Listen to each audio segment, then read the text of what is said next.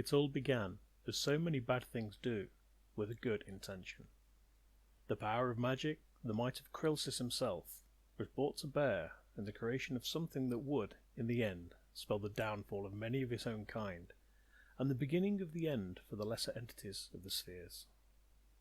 The intention had been a noble one, to help another in need, to bridge the gap between the daemon source and the deified host, but this was not to be. Fate, it seems, has a way of bending the reality of a circumstance against intended wishes, and creating more problems than could ever have been foreseen. Daemons were born of the source, the demonic essence that resides deep within the demonic planes. Upon each demonic plane lies a controlling daemon, unique in its own right. They feed upon the magic that resides in all, stripping it from the worlds and planes, bolstering their strength. Creatures bought entirely of magic become one with them, and their knowledge is passed on. War was a way of existence among the demonic planes, as they vied for portions of power that others had, in order to strengthen their own and survive against the odds. Each daemon is born of a sliver of the demonic essence that is the source, but it cannot enter the prime directly. These places, where Krillsis and others had created nexuses that bore life and nodes to the other planes of existence, it instead created its own lesser versions, children of their visage, to push forth and find more power, and the gods themselves had made this possible. Until the worlds had arrived, floating in the void, anchored by nodes and nexuses and flows of magic, the daemons had no way to gain more power, other than by warring upon their own kind, as they had no contact, no way of pushing forth. However, once they had such, they spilled forth in an endless assault upon that which now touched their homelands. In the distant past, Krillsis had taken it upon himself to craft upon many worlds, and in doing so began crafting life along with the other entities and forces of the cosmos. Many worlds were fused into being, and in time many had form and then life upon them. Upon one of them, the forces of the daemon planes pierced the void, and gained a foothold, feasting upon the energy of the world that had been created. As the daemons themselves could not pierce the veil, their lesser forms, to be known eventually to the denizens of those planes as demons, wrought havoc in their stead, soon becoming the scourge of the creations of life. Those of the deified host sent agents of their own to aid in repelling these hordes, but they were not used to this threat, and were ill prepared for the assaults. In defending this world a grave error was made, as the daemons discovered a new source of sustenance, more potent than the winds of magic, and so they swept across the lands, through the plains, and resided inside the lesser creatures of existence, for they had tasted the divine.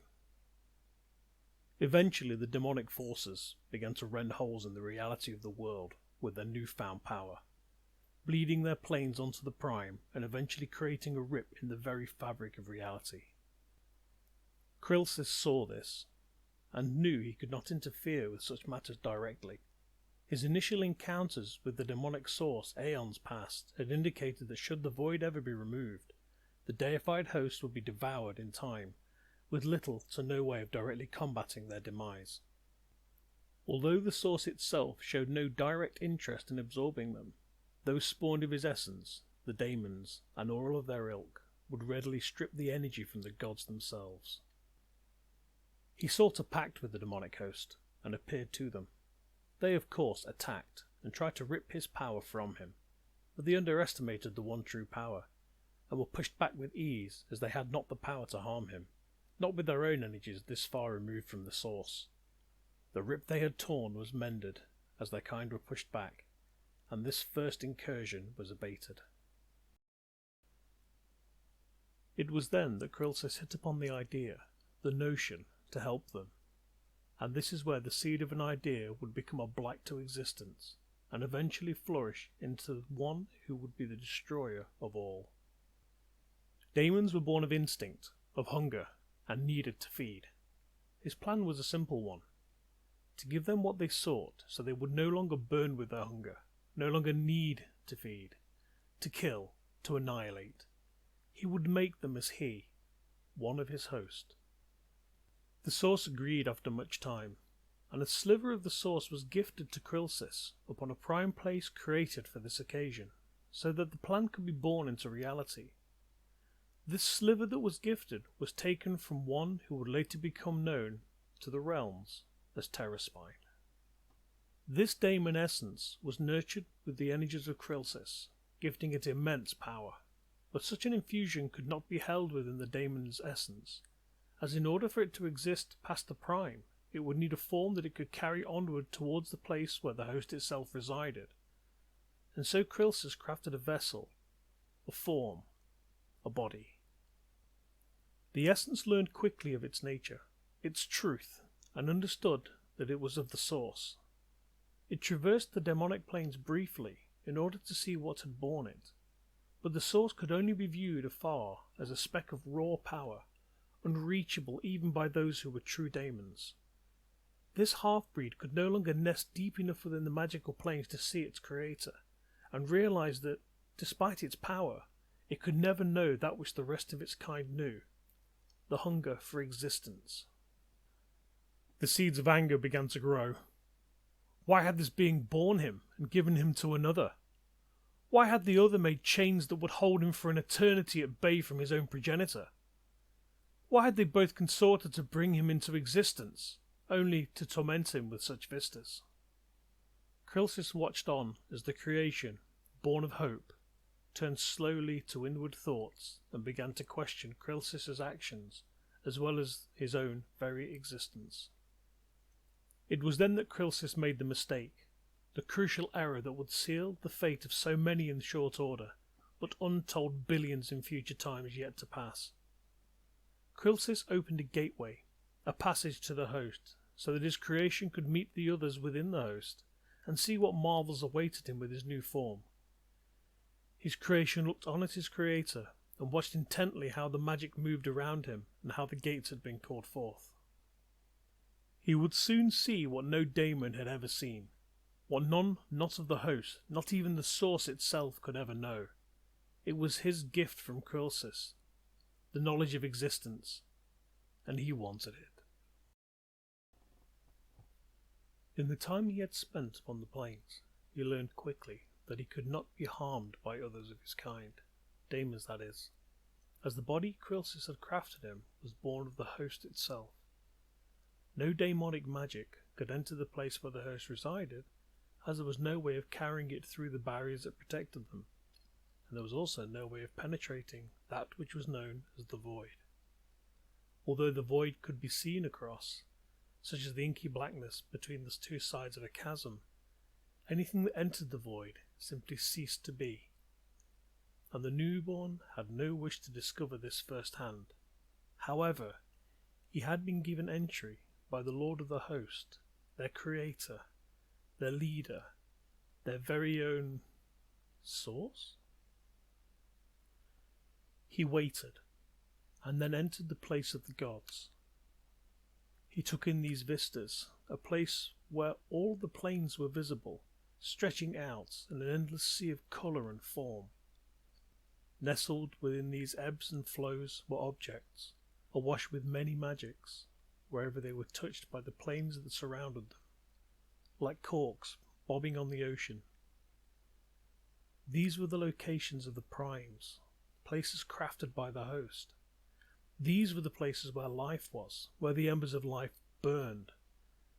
And with a long stare, and the awe-inspiring sight washing over him, he found what he was looking for, one small spot of prime. A specific spot of prime that had meaning to his existence. For it was the place he had come into being, when the source had given his essence to Krilsis to fashion his identity.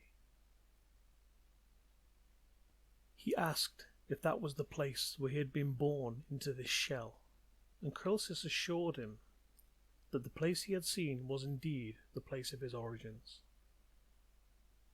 The host looked upon the creation Krilsis had brought before them, and they were in awe. But some were confused. After all, there was a host they knew nothing about. Krilsis called them all together so he could introduce them to their new member. And this is where the mistake became apparent. Krilsis announced that all were present, and the newcomer looked over their number. So many creations like him, but not like him. Each born of this Krilsis, and yet none as unique as him, for they were all born of the power of the host, and nothing else. They were pure, but he, however, was not. He hungered for knowledge, for experience, for, well, more than he was. He had a hunger that could not be sated, and it gnawed at his essence, urging him to feed, but he felt no hunger. The thoughts of his demonic lineage were pushing him, urging him to feed, despite his lack of need, and they could not see it. And as they began to speak to him, the voices of the host became mingled with the voices from his essence, and his identity became known. He let out a cry of rage, of pain, of anguish, stunning them all into silence as he clawed at his body, trying to let himself out, but found that he could not even harm himself. Krilsis stepped forth and placed a hand upon his shoulder, trying to calm him, saying simply, "You cannot harm yourself, as host may not harm host. It is one of the laws of the host." He continued, "The magics of the host are not able to harm others of the host here." Laws, he thought, but he had a question. If magics of the host could not harm the host, what about something not of the host? He said, raising his head slowly towards Krilsis. Krilsis looked toward him, and then slowly turned his attention to the mass of hosts that were waiting for his reply. "Leave! Now!" he shouted, as his creation lifted his hand and touched the nearest of the host, and channeled his demonic powers into his target. The target host dropped to the floor, twitching, but the power continued to flow forth, enveloping him and feeding upon the fallen. "Yes!" he screamed. "I shall hunger no more! I can feel!" And he turned to Krilsis, only to find he had already moved far from his touch. "No, this was not how it was meant to be," he said, his voice shaking, trembling as he sought to find a solution quickly before more of the host were taken. "Oh, do not worry, father. I will not come for you yet." And he turned his attention to the hosts who were now starting to move away. "Not when I have so much more to learn first." Demonic tendrils shot out, wrapping around the nearest of the host, lifting some from the floor, running some through, but incapacitating all, allowing him to feed. However, he had underestimated the sheer volume of power within the hosts, and once he had committed himself to the hunt, and then to the feeding, he could no longer control himself as his hunger took over, forcing him to stop in his tracks as the demonic essence within him took hold and its primal instinct to feed came forth. Krilsis took this moment, this failure of his own judgment and lack of foresight, to open another gateway. He looked toward the fallen and drained husk of the former host that had been struck first, and, shedding a tear, focused his power upon his creation. There was a flash of light, and then nothing. The scene was empty, and the injured host and creation were gone. He knew he could not save them from that grasp, and once he had engaged, he saw he could not prevent him doing so, for once feeding, he could not stop until done. It took that moment of inaction to drop him back to a small pocket of prime, the first that came into his thoughts, the place where he had made his folly. The hosts all gathered quickly, asking for guidance, demanding an answer for their fallen brethren. But Krilsis had none.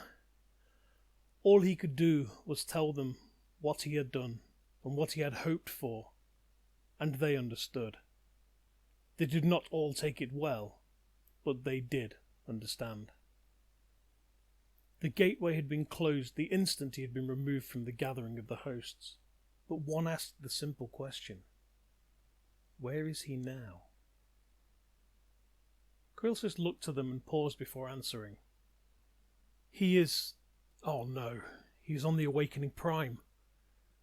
The place he had chosen to create this host had been on the one place that he and the Source had used as neutral ground over the eons. It was also the place where fallen hosts and potential could travel to from the other primes in order to ascend to be one with the host. It was in fact a direct line to the other primes. Krilsis summoned his power forth and turned to channel it towards the place, only to be interrupted by a booming noise as his creation arrived, passing through a gateway of his own making. I thought it would be harder to get back up here, he said, as he started moving towards the nearest host. No more! Krilsis cried out, directing his power towards the attacker, stopping him in his tracks, but he could not banish him back to the Prime, as he was protected by the body, the shell he had created, and as he had stated, host could not harm host here. Father, I will feast and you cannot stop me, and when all are gone, you will be the last, and then I will take the Source. He smiled evilly and tried to move, but he could not, and the voices began to rise once more, demanding he feed, he consume, he rend their shells.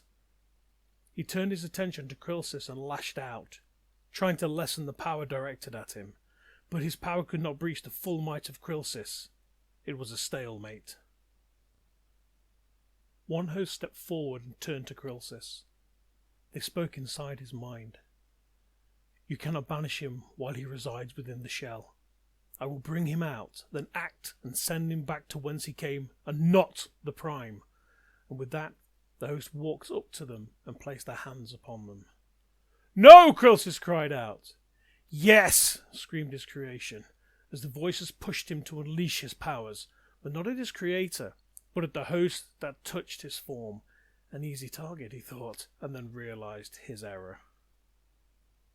The now vulnerable Daemon and soon-to-be lost light were gone in the blink of an eye, and Krilsis immediately began drawing power from the host, turning it towards the Prime where he had sent them. Across the vista stretching out towards the Awakening Prime, his magic blasted, a channeled beam of pure power striking it in the distance, ripping it from the anchors it had, rending the nodes asunder and tearing it from the connections that had kept it tied to the Primes, as well as other planes. Then the host set about recovering from the ordeal, regaining their strength and mourning their losses. Krilsis spent a long time ensuring that his creation was trapped and could not venture back to the Prime worlds, carefully removing connections, blocking nodes, and disconnecting planar anchors, and ensuring it was unable to claw its way back from where he had exiled it. Upon the Prime where he sat, it was quiet. He had fed, and he was satiated on more knowledge and power than he had fathomed could possibly exist. Each host he had taken was itself a vast store of knowledge, of experiences, and of course, raw power of the very gods themselves. He could survive upon this feasting for millennia easily, without the need to feed, but he would need to make plans to gain more power if he was to enact his will upon Krilsis and the Source. He tried in vain to open a gateway to the host, but found that all ties had been severed. He reached to the planes and found those too no longer to be attached.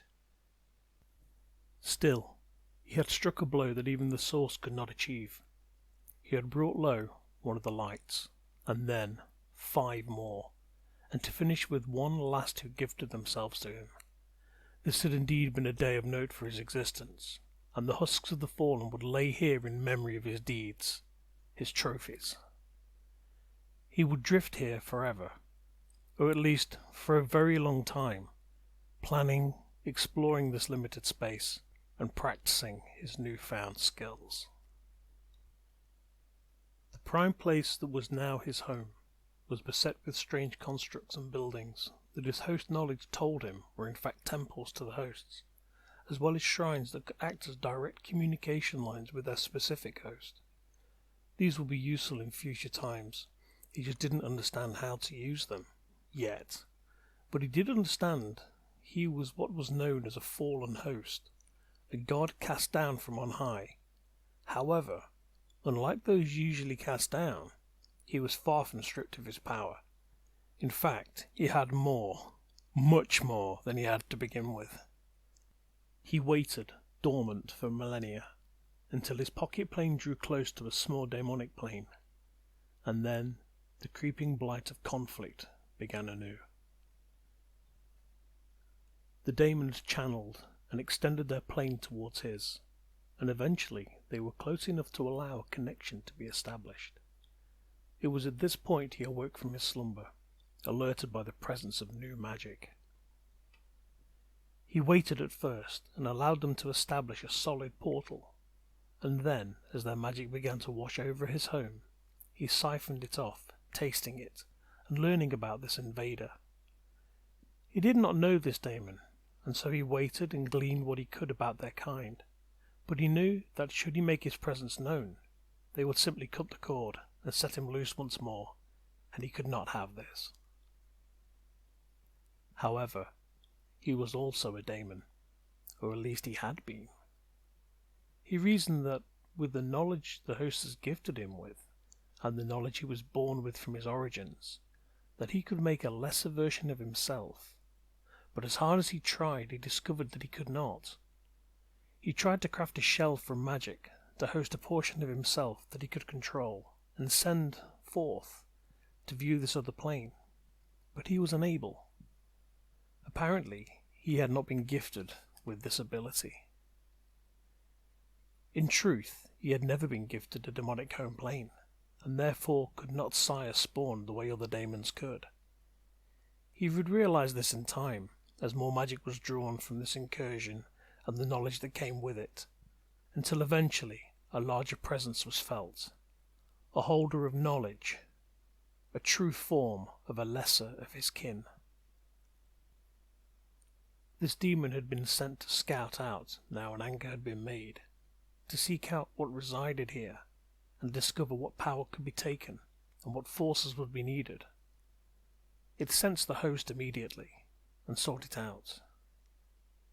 It stood in all its misshapen glory before the host's shell, and touched it tentatively, and being shocked by the sheer power it held, it was stunned for a while, and he took advantage of this chance. He let his demonic power reach out and envelop this invader. He studied it intensely, saw what it was, how it was created, and most importantly, which plane it was a part of. He would always know this type of daemon now. The voices started up at the opportunity of food within its grasp, and he willed them to stop. They did not, and as they built to a crescendo, he tried to shut them out, diverting his thoughts to creating a smaller of himself, a lesser, just as this was a lesser of its master. And that's when it happened. The demonic energies enveloping the demon began to strip the magic from it, unraveling the threads that crafted it and making them part of his own makeup. As this was being done, his thoughts of creating a lesser came to fruition, but not as he had hoped for instead of what he was aiming to craft, he instead made a duplication of that which he was consuming. The original demon was devoured, totally, but this newly crafted one was the same in every way bar one. It was his. It felt like the original. The magic was the same. The abilities it held infused within its threads were the same. It was indistinguishable from the original in all ways, but he could sense it was his. He had created his first lesser, his first minion, and although it was not of his design, he revelled in the fact he could at least control it. He sent this creation out into the plane that had attached itself to his own, and looked around, taking it all in, and discovering that the denizens of this plane could not detect that it was not of their own magic. It walked among them, seen but not sensed as an intruder, merely one of their own. Even the Daemon Overlord itself seemed not to notice. He tried to create another, but found that he could not. He kept on trying, but eventually tried to create something else he had encountered, one of the hosts he had slain. This worked, and it felt, sensed, and to all intents and purposes was the same as the original. The only thing was that it had no knowledge that he did not gift it, and it had no instinct or thought that it did not have before it fell. He experimented while his lesser form walked the plains, gathering information and absorbing magic from each new place it went, and discovered that whatever he created, even though these duplications were of the hosts themselves, he could only produce one of each of them, and they could do nothing that he had not witnessed or been exposed to himself, or by their absorbed experience. They were merely shadows of their former selves, even though they had their raw power, should he desire to gift it back to them. This testing of his powers of creation garnered attention from the attached plane, and more demons were sent to investigate, and each time they came, they were taken, absorbed, duplicated, and sent back. This continued for many years, which is a blink of an eye for demonkind. Eventually, he had control of almost all of the demonic forces of the plane next to his, and he chose to leave his host creations on his current home to act as guardians and bait for more demonic scouts, and pass through the portal to the demonic realm that was now mostly of his own puppets. He sensed the demonic overlord immediately and drew a breath of the magics of this realm, gaining a sense of direction, intent, and power of this creature. It sensed him, and the realm itself twisted and erupted forth a large and powerful manifestation of raw physical power. He stood there and studied it, the size, the power, taking it all in. The threads of magic told him exactly what abilities it had, as well as their lethality towards himself. He smiled as it charged him, and he let it hit him head on. It slammed into him and he gave no ground. The Overlord ripped at his form, twisting itself around him, wrapping the very plane itself around, enveloping him with its raw power, and still he allowed it. He wanted to see how they fought, how they reacted, and how they drew their power from their realm, which itself was directly a part of their own immense power. After an hour or more of study, he grabbed it by the massive misshapen head and held it fast, looking directly into its eyes and smiling as he let a portion of his demonic power out to touch this prey. The daemon reeled in panic. It had never known fear, but now it knew, and squirmed and thrashed, trying to escape, but it could not. However, instead of fighting back, it began to shed its power from its main form, creating myriad of lesser forms, and they scattered around the realm as fast as they could travel. But he just fed, savouring the taste of his own kind, and bolstering his own abilities. It was strange, as this demon had its own abilities, and yet he could not fathom his own. All he had seemed to have was the ability to create what he saw, what he was exposed to, and then absorbed. Soon these demonic energies became his, and he too was able to perform the tricks and powers that it had had. But it was a hollow victory. It had stood no chance at all. But this meant that the others would also fall in his wake with ease. He enveloped the remaining running essence as they tried to escape, the remnants of the power of the Overlord. He then drew in the magical energy of the realm itself, as this contained the remaining essence of the Overlord, thereby wiping it from existence. He left enough to stand upon next to the portal back to his home, and started to exude his own raw demonic energies into this plane, bolstering what was left, and moulding it to his own design, his own essence. It was, after all, merely threads of magic, and all the things within a demonic plane, be it daemon, land, air, or creation, all bore the same markings. He turned his attention to the realm he stood within and concentrated. and found he could shape the land, move the magic, pull it into himself at will. He moulded the realm to the size of a small town, and populated it with a myriad of misshapen demons that he had drawn into himself in his conquest. He had absorbed his first demonic plane, and he felt somewhat content with his first victory, even if it was hollow. It was the start of many more to come, and the beginning of attention from the rest of the daemons. Before long, the war he waged upon the plains slowed, as many daemons pulled their planes away from his, and ensured he could no longer tear their threads of existence into his own make-up. During this onslaught, however, he managed to devour dozens of the daemon overlords, taking their home planes and increasing his powers many times over, before they realized they were drawing back. He let them go, and turned his attention to the primes.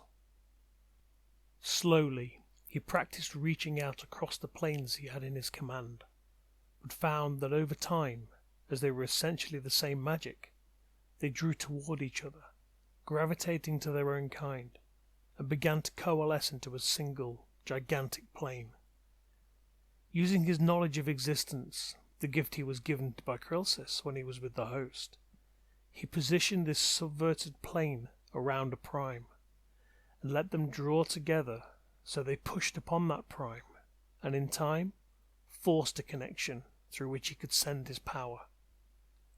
It was the start of his own incursions onto the primes, and his first arrival was met with almost no resistance, but instead led quickly to the demise of the poor creatures that dwelled there, as he drew them into himself and created duplications of them to inhabit this prime. He would use this in future times as bait for other daemons, and he discovered that he could not sense the difference between the originals and the duplications, other than his own unique threads making up their existence in place of their pitiful souls. A dark essence instead residing within them, but even trained eyes, he would discover, only supremely gifted entities could detect his presence, but he would not find this out for quite some time. So he stood, with a prime now to his name, as well as a fallen prime, now the one and only true daemonic prime, his true home and residence of his anti-hosts. To this he held the growing power of a vast demonic plane, his staging ground for assaults upon the rest of daemonkind. Yes, he had what he needed to begin his campaign of growth, of power, and set about using his taken daemonic powers and knowledge to open minute rifts into as many primes as he could. The rifts were imperceptible to all but the most magical of creatures, and he waited to see what would happen, using them to feel the edges of these places tentatively, to gauge the level of power, the gradients of magic flowing through them, and identify the connections to that which he had touched. He used this information to judge where he was in relation to the other places he had witnessed when he had seen the map of existence itself, but discovered that Karnefos had not been idle while he had been locked away. He had in fact moved the map somewhat, tipping the scales in the favour of the primes, drawing them away from his reach. But he had underestimated his cunning and his power, and so he began to map the newly arranged existence as well as he could. In his spider-like webs of magical threads that spread out from this devastated prime, he discovered beings of great power, some rivaling that of some of the demonic ones he had taken into himself, and he began to watch and learn. He saw immense creatures of scales and beings of elemental stone, formed of the elemental energies of those planes themselves, living and existing in harmony upon some of the primes. He had to see these creatures, to touch them, to feed upon them, to be able to create them. And so he turned his attention to one of the primes that held some of these fantastical creations, and watched them intently with wonder, but most of all, with hunger. Eventually he discovered that some upon this prime could sense his probing of their realm, and some took an inquisitive look to his threads.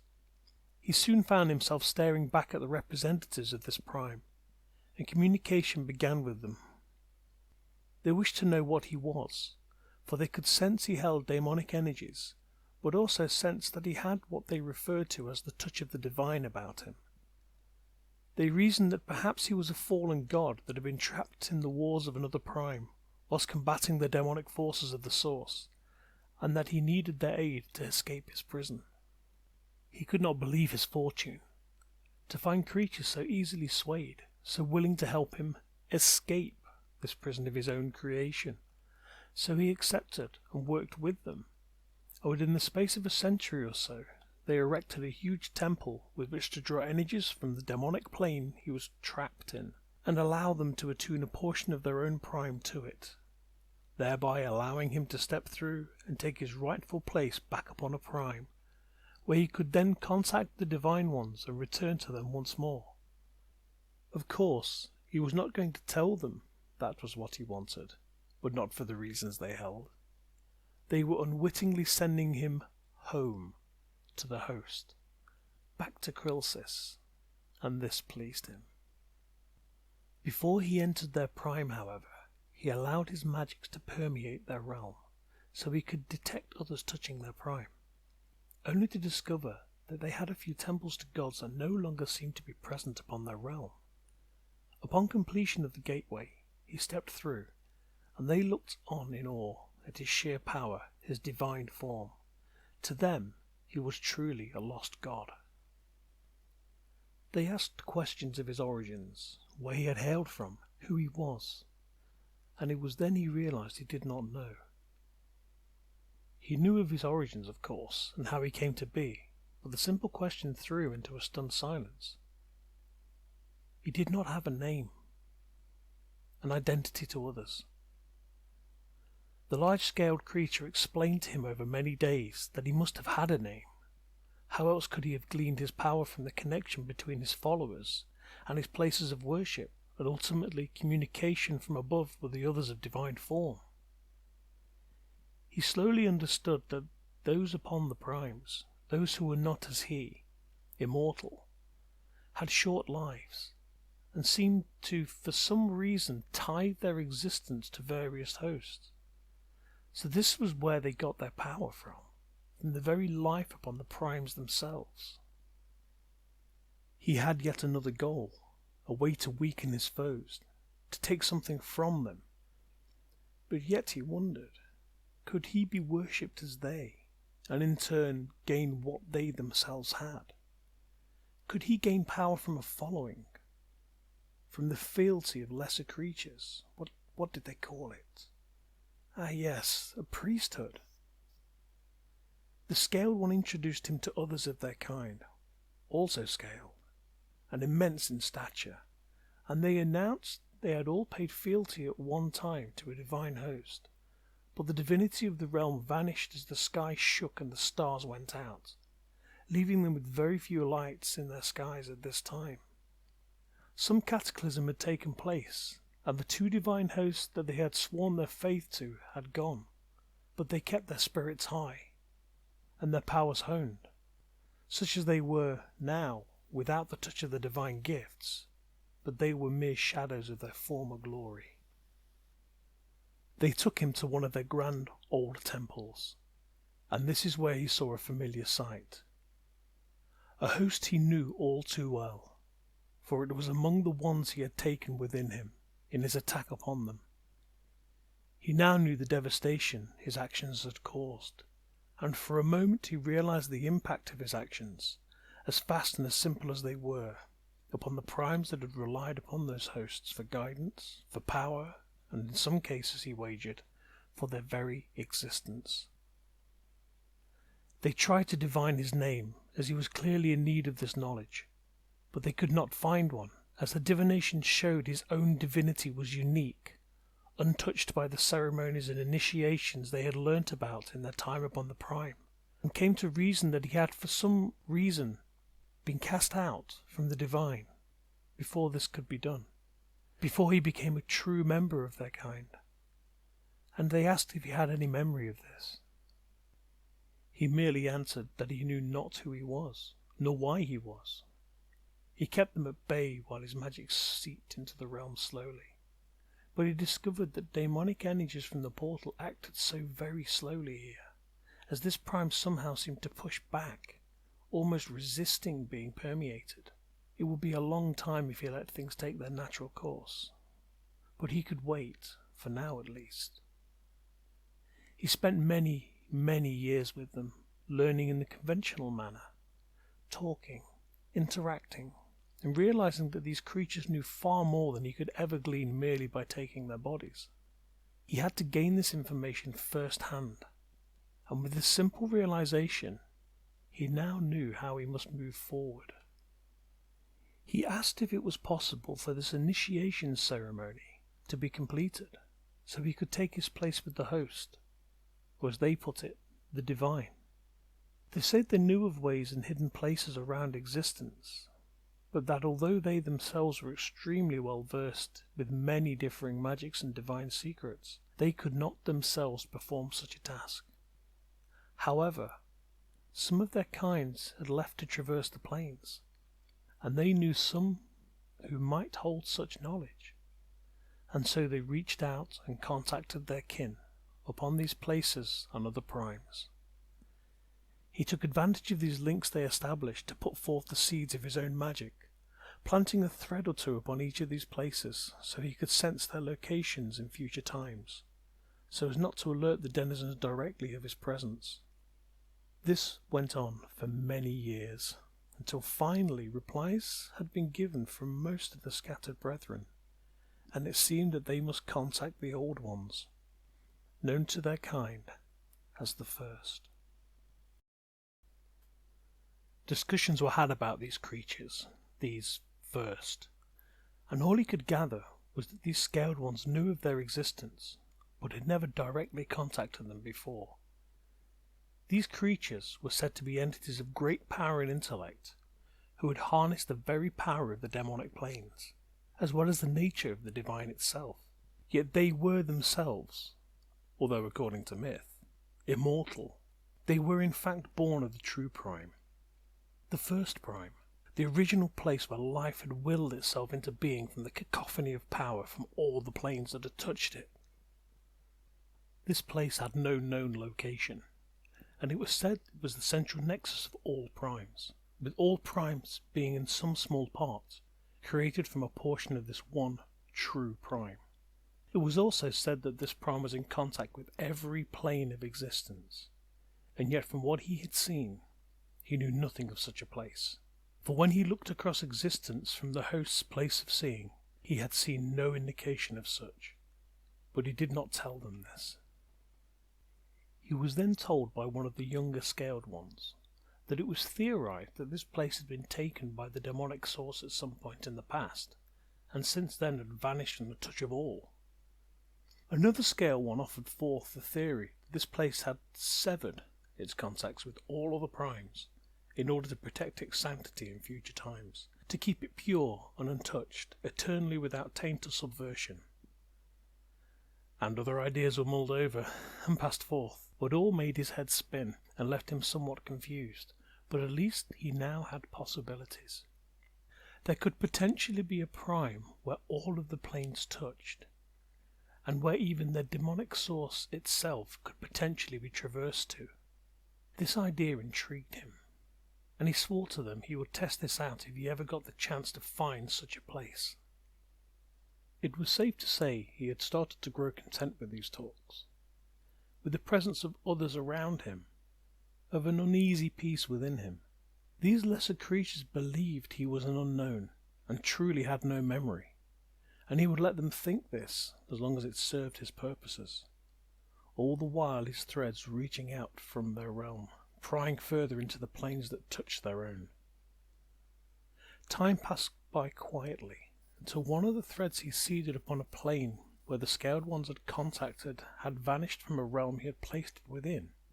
He reached out slowly to that place and let his power flow back there, only to find something waiting on the other side. Something familiar yet foreign to him.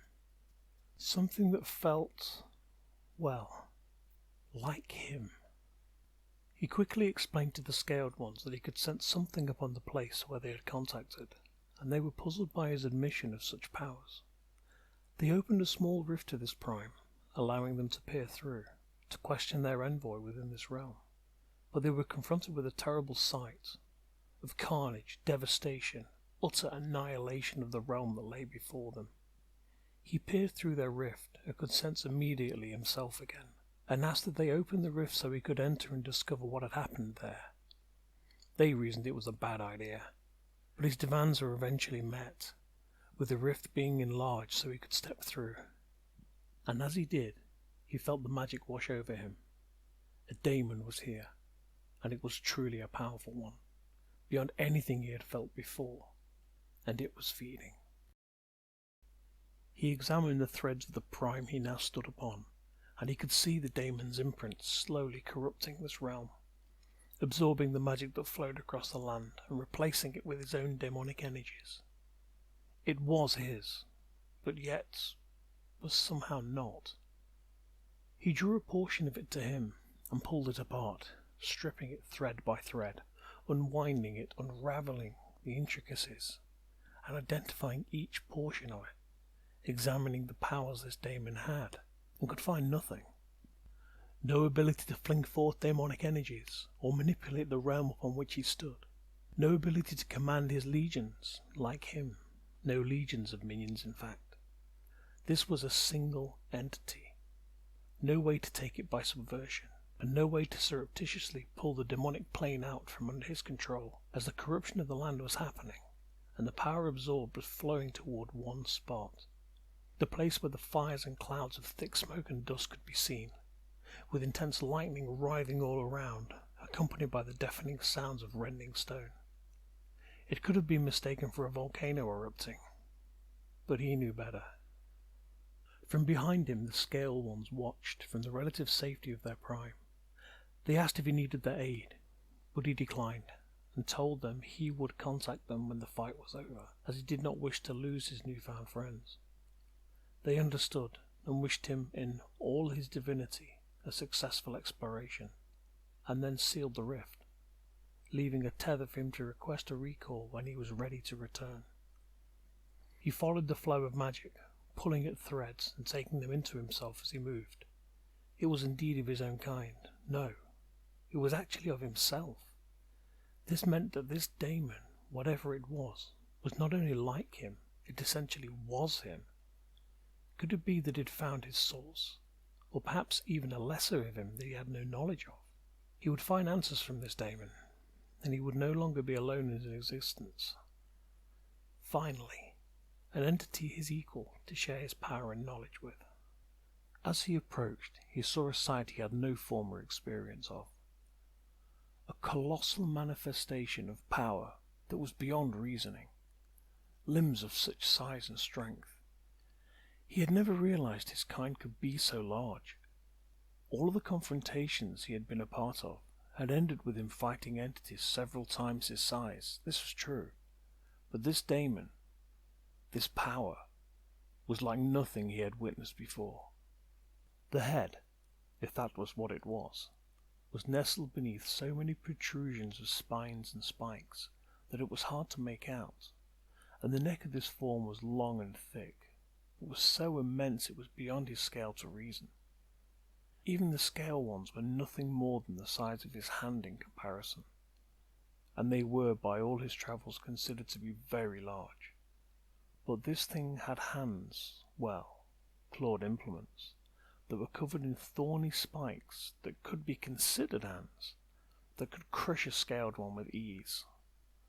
All around it magic was flowing, circling in a maelstrom, twisting and tearing apart as it fed upon the shredded reality of this prime, feeding hungrily as once he had upon the hosts. And he felt the voices for the first time in many years, pushing forth, urging him to feed with his brethren. This creature was easily the size of the huge stone formations that creatures built their cities in the shadows of, usually topped with the white, soft ice that fell at times from the skies on some primes. He had seen this upon the prime he had just left, and was still in awe at the sheer size of this daemon.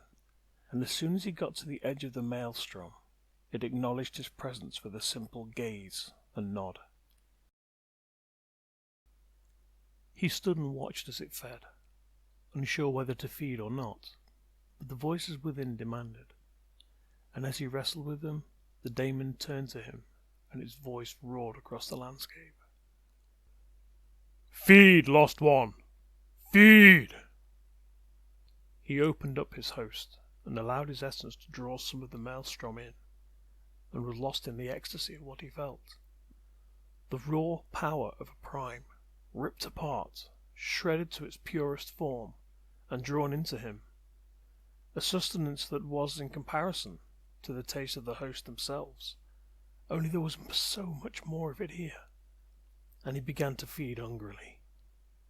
The daemon watched him, and approached, to get a closer look, and spoke again, only this time with a more angry tone. "You are me, but how is this possible? There is only one of me. It is my gift." He stopped feeding, as his demonic side felt the rage directed towards him by this colossus. "I bear you no ill. I too wish to know who I am, and who you are. Are we not one of the same? A lesser form, and their greater?" The daemon let out a blast of rage towards him, sending him spinning across the landscape, tossed around like a rag doll, till he steadied his mind and stopped his motion. "No! I am the one, the only. This was my gift from the source, that I would be his champion. You are a falsity." "So why do I bear your power, your mark, your imprint? Why are you I, and I you?" The daemon stopped and moved to surround him, but he moved quickly to keep it at a safe distance, if there were such a thing, and it stopped moving altogether. "You should not be. Let us see what you are. Show me your true name." "It wants my true name?" "How can I tell you what I do not know?" he shouted back to it. "Give me your essence. Let me see what you are. You have seen me, and this is why you are here.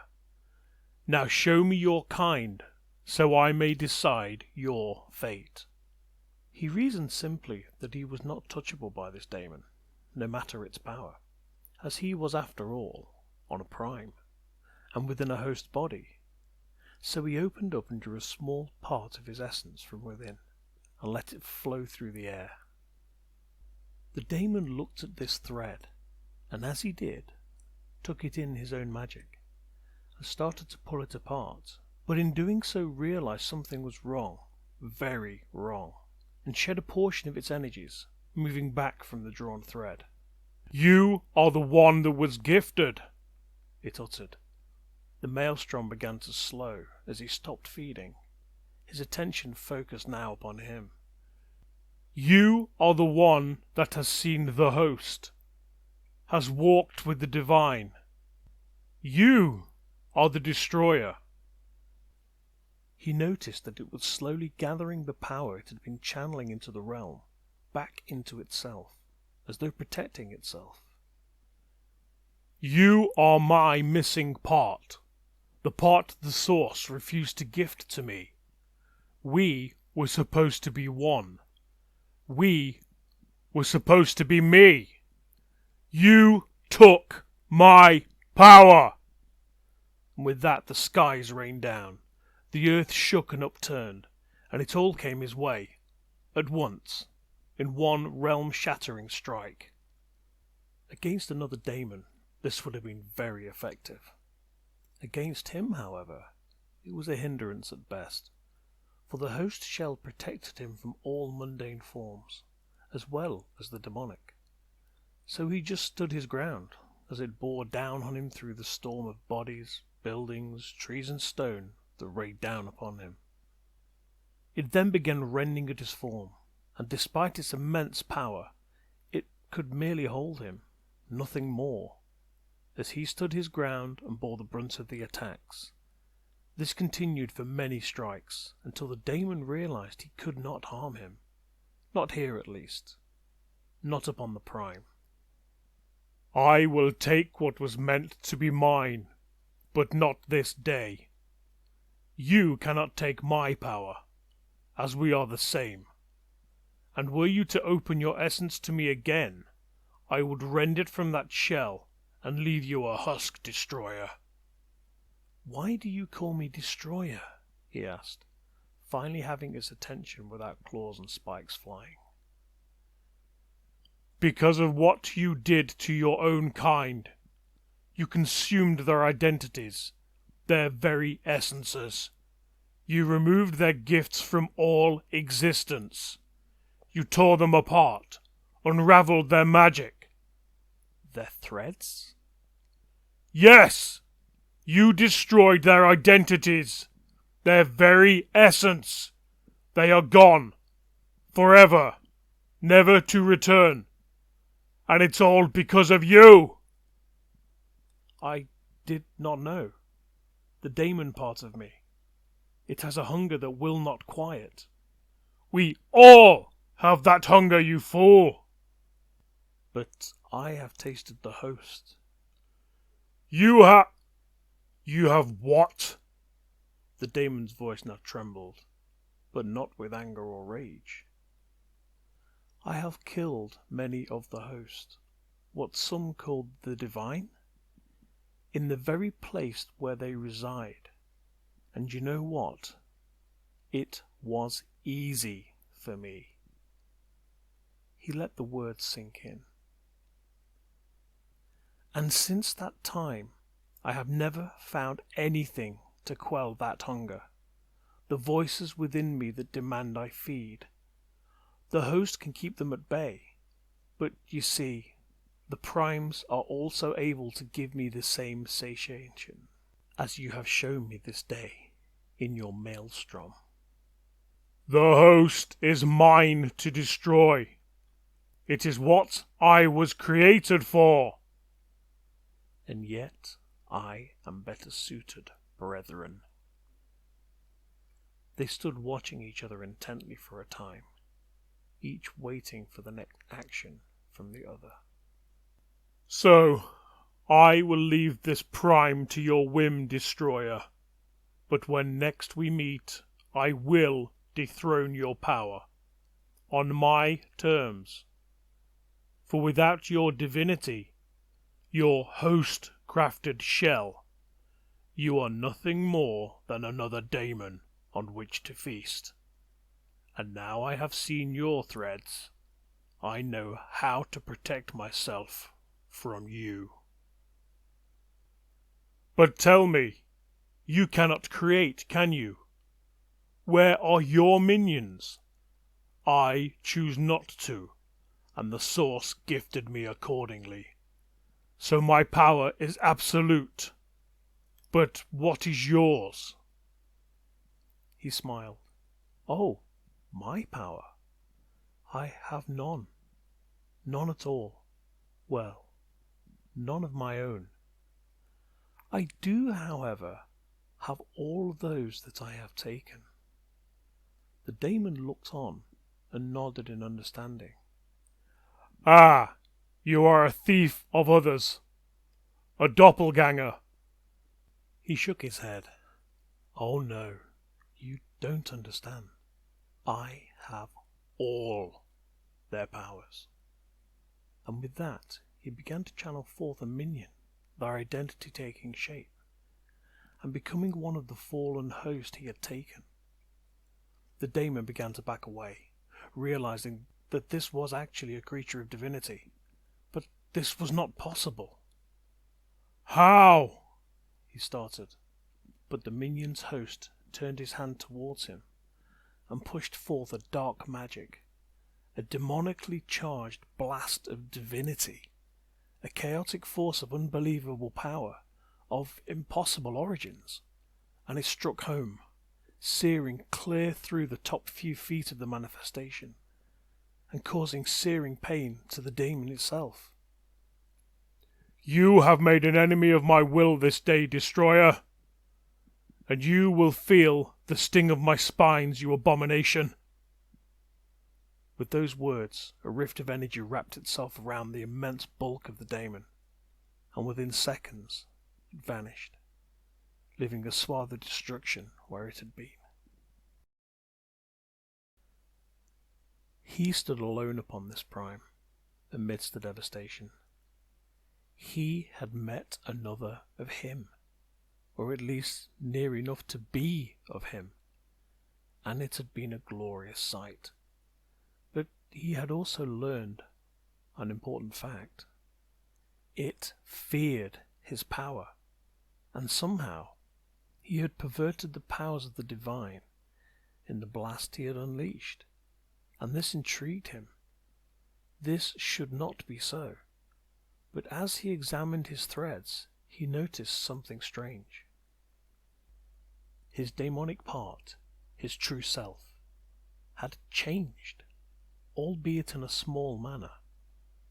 It had been infused with the prime, a large amount of such raw power, and he had never felt it before. The prime was not of demonic origins, but formed of the hosts themselves, with infusion and imparting from other planes of existence. Could it be that in the act of infusing himself with this power, and his unique origins as they were, that he had somehow birthed a new magic, a new power? It was something that equaled the host's own, but with far darker origins, and he would come to realize this power in time, as he flexed his newfound prowess and began to leach more of this prime into his form. He spent many years absorbing this prime, and several times small rifts began to open from other daemons wishing to join in the feast, but as they appeared, he sucked the rifts dry, blocking their access, preventing them from taking what was his. This power would be his and his alone, and it would grant him a reservoir of raw energy with which to make his goals a reality. Once he had drained the entire prime and taken it into himself, the host shell, his very divine essence, cracked and split like some gigantic insect carapace. His true form grew to contain this new level of power, and as it solidified, the power of his divinity settled into its new host. This was how the other daemon had become so large, and as he flexed his new form, he realized it was so much more powerful than before, in both demonic force as his threads grew and multiplied from the magic he had taken as he had sucked the prime dry, and divine power gleaned from the very prime itself as it was broken down and absorbed into his shell. It was then, after this span of time, that he turned his attention back to the prime from which he had traversed, to the place of the scaled ones. He found that he did not need to ask them to open a rift, as his new levels of magic allowed him to effortlessly create a pathway, his threads chasing to his destination and fording a channel through the flows of the plains between. As he arrived in the realm, he did not recognize it at first. It was barren instead of lush, and the mountains were bare and ashen, the sky a dreary tone of grey, and not a tree could be seen where there should be vast forests. Am I in the right place? His thoughts slowed as he tried to make sense of the view, but it was as he allowed his threads to explore that he realized what had happened, and rage began to build within him. His threads had touched a scaled one, or rather what was left of it, torn asunder, ripped apart by magics he had not known until this encounter on the other prime. The daemon who called him brethren had been here, and he had done this. Whether to anger or remove aid, he did not know, nor care, as for the first time he felt loss, true loss. These creatures had been his only friends, if he could call them that. They had treated him with kindness despite his heritage, his form. They had taken him in and nurtured his understanding of the planes, of the realms, had taught him about the primes and histories, and helped him unlock the secrets of some of his power. This brethren would pay, and pay with his very essence. He would strip it, remove every thread from the planes, destroy every vestige of his power, from the very primes themselves. This daemon would know pain, fear, and terror before he was removed from existence. This was his first true anger, his taste of unbound rage, and it fueled his lust for power for millennia to come. He spent the next time, of which was a great span, searching the demonic planes for answers, for the true home of this daemon, but none knew of it. Those who refused to answer became one with his threats, and then he learned their truths, growing as he did. Those who aided him became his envoys, but in time his magics corrupted their threats and turned them to his own side. It seemed as his power grew, his corrupting influence began to seep from his form without great concentration on his part, as though his demonic side was vying for control, for power, for the opportunity to spread like a plague across the threads of magic and reality that it encountered. He began to be known as the Scourge for a time by his own kin, as everything he touched eventually turned, decayed, and became one with him. With this realization, the daemons pulled back from contact with him, as eventually just the mere meeting with him was enough for a thread to become tainted, and if not cut out, would spread throughout their forms, their lands, and their vassals. But in all his travels and all his conquests, he could find no trace of this brethren, nor could he find anyone who could point him in the direction of those that the Scaled Ones had tried to contact on his behalf. And then something unexpected occurred. A message for him, written in the very threads themselves, guiding him to a meeting place. By now his place of origin was a beacon of power within the vastness of the planar landscape, and although they could sense it, and some could even see it, none would dare venture close, as the taint of his threads permeated all who touched, and none would do so willingly. However, those of the Prime knew nothing of this, as they could not see or sense from where they sat. This power grew unknown to their kinds, hidden from the host. He wanted this. In fact, he needed it, in order to return and dethrone them, take their power, and finish what he had begun. But this message puzzled him. It was from within the planes themselves, deeper than he knew or had seen, as though the very essence of magic itself was leading him somewhere. And so he ventured and journeyed deeper into the demonic realms than any of his kind had ventured in aeons. This place was so deep and thick with magic, permeating evil beyond measure, and here, despite his body being of the host, and immensely more powerful than it had been when he first ventured out, he could feel it slowly eroding his form. He had not known this place existed, and he had seen all of existence, all of the planes, all that the host could see. Of course, this was beyond their sight, in the same ways their own plane was beyond the sight and reach of daemonkind. In fact, he doubted they even knew of this place, as he slowly pushed his way through the thick threads that tried to crush and hold him, to prevent his movement onward. Here the threads were so tightly packed that they were like cloth was to stone. Threads moved at his command, or were brushed aside by his touch under normal conditions, and even the deepest planes he had been to had been little more than pushing his way through what would equate to water at most to those of the living kind. But this was like pushing a way through a thick liquid, perhaps somehow walking through sand up to his torso, or swimming through tar. Perhaps other ways to explain it could be found, but his experience of reality had been sparse. But none other than he had been here. At least none from the primes, he would wager. How wrong he was. As he forged further, deeper, the threads became like stone, unmoving, unrelenting in their pressure to prevent his movement, and he paused for a moment to gather his power, to try to force the threads to move to his will. But he noticed something else. His threads could not pierce the threads here.